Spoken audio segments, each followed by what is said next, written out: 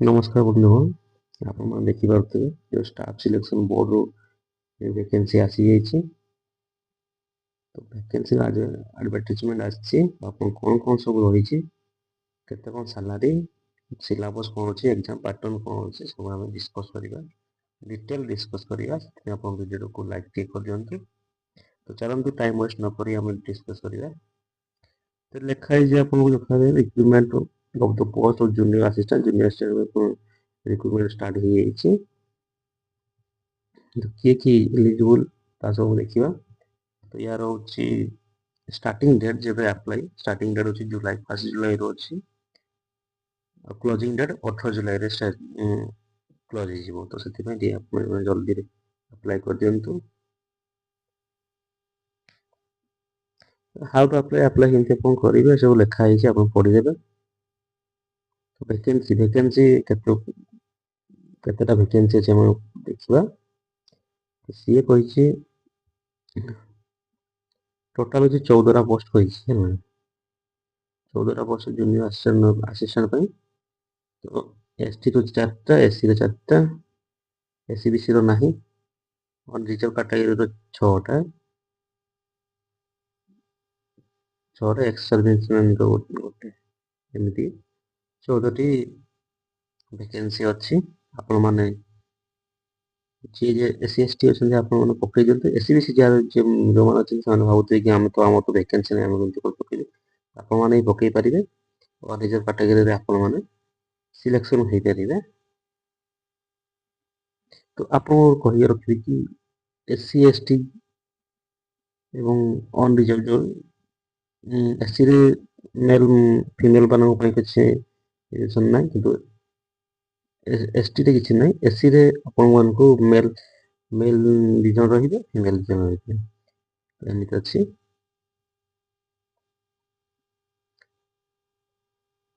ତ ଆପଣ age limit କେତେ ହେବା ଦରକାର? ଏଜ୍ ଲିମିଟ୍ ଆପଣଙ୍କର minimum 21 years and maximum 42 years ଆପଣମାନଙ୍କୁ ଲେଖା ହେଇଛି, ଆପଣ ଦେଖିପାରିବେ। ଆପଣଙ୍କର ଏଜୁକେସନ୍ କ୍ୱାଲିଫିକେସନ୍ ଆମେ ଦେଖିପାରିଲେ। ତ ଆପଣଙ୍କ ପାଖରେ ବ୍ୟାଚଲର ଡିଗ୍ରୀ ଥିବା ଦରକାର, ଯେଉଁ ଡିଗ୍ରୀ ହେଲେ ବି ଚାଲିବ।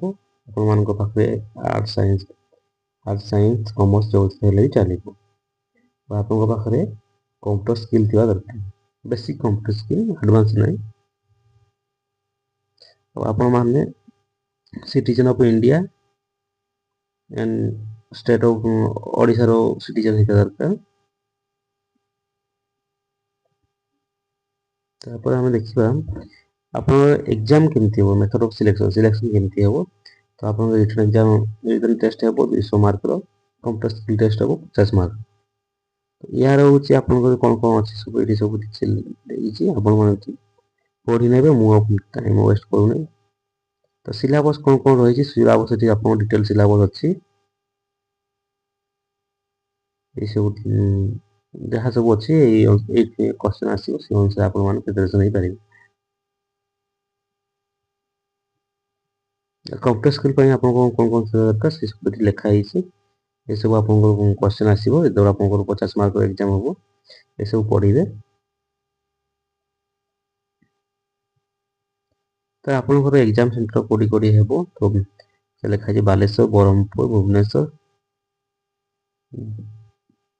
ଜୟପୁର ଏଣ୍ଡ ସମ୍ବଲପୁର। ଏଇଠି ଆପଣଙ୍କର ଏକ୍ଜାମ୍ ସେଣ୍ଟର। ଆପଣଙ୍କ ପେମେଣ୍ଟ କେତେ ହେବ, ଆପଣ ଯଦି ଆପ୍ଲାଏ କରିବେ ତ ଆପଣଙ୍କର ଯଦି SC ST ଥିବେ ଆପଣମାନେ 200 ଟଙ୍କା ପେ କରିବେ। ଯଦି